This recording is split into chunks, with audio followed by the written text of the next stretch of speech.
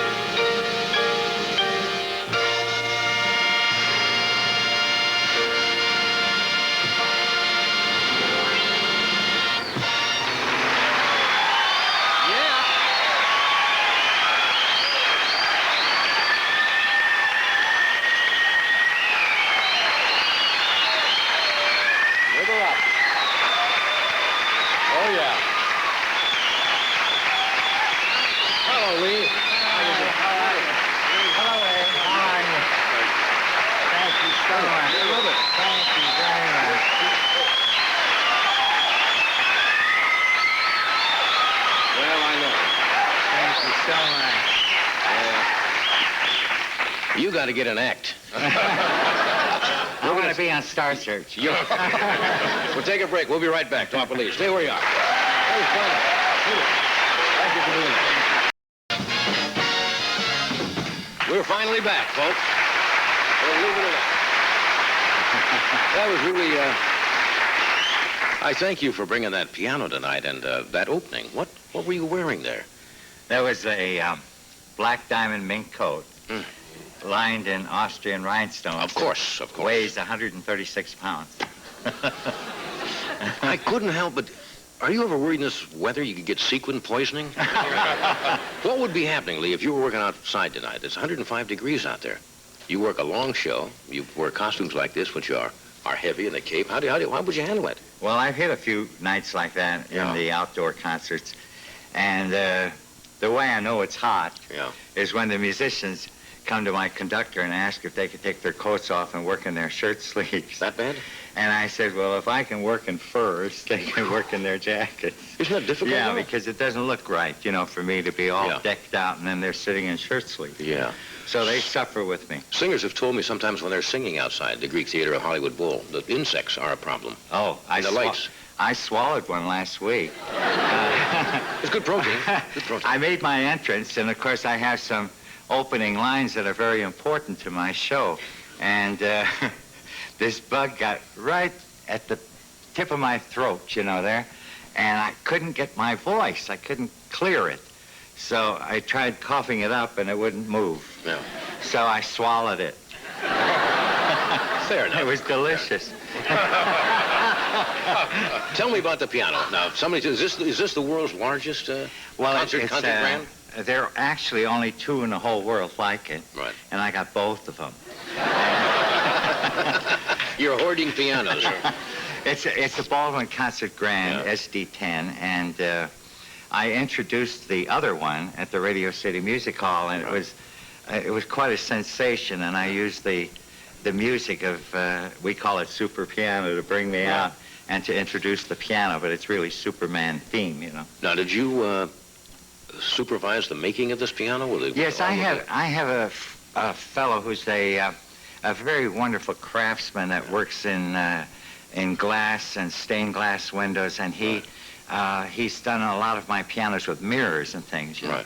And I said, wouldn't it be nice to have a piano that matches my coat? Yeah. Yeah. So it's a kind of a total. It's a normal request. Yeah. So he said, well, let me work on it. So we ordered the rhinestones, and he went to work on it, and it was something he enjoyed doing. Yeah. What would a little number like that run if one went to buy that and was sitting on a floor somewhere? About 50,000. Yeah. Mm-hmm. The workmanship, the craftsmanship has to be just right, because the first time he did it, he put the rhinestones right in front of the keys, you know. And the first time I played it, I broke all my fingernails. Well, that's... So I had him take those off and put mirror up there instead. It's just smooth. And the rhinestones are rough. They're hard to sit on, too. Yeah, I imagine. Do you ever worry about topping yourself? The next show, people now expect some sensational opening. You used to come out in a Rolls Royce or a classic car, and you flew in one show, didn't you? I mean, you had wires you flew in on. Oh, well, a lot of the times that I top myself, it's because I'm dared to do it, you know. Yeah. People say, what are you going to do for an encore? So the Radio City Music Hall was such a happening for me. I'm going back there, incidentally. They've invited me back. Same time next year. I really look forward to it. I don't know whether this picks up. I was watching, I was looking at your hair. What is this, Head and Sprinkles, or? Well, it's glowing. You know, I'm doing the International Hairdressers Olympics in Las Vegas. Yes. And the International Hairdressers Olympics, eh? I see. It's all the hairdressers from all over the world come there, and they What are compete. some of the events there? They compete, you know, for the most outstanding hairstyles. Yeah. And there's awards, just like for the Olympics. Yeah. And one of the contestants sent me this stuff. He said, you're Mr. Glitter, or the King of Glitter, try it, you know. And I tried it, and everybody thought it looked terrific. So I course, I can't wear it during the daytime, and only when I'm doing a show, you know. Well, why wouldn't you wear it during the daytime, is that? Well, it doesn't go with what I'm wearing during the day. Oh, of course. I never thought of that. We have to take a break. We'll take a break. We're coming back. Never thought of that, of course.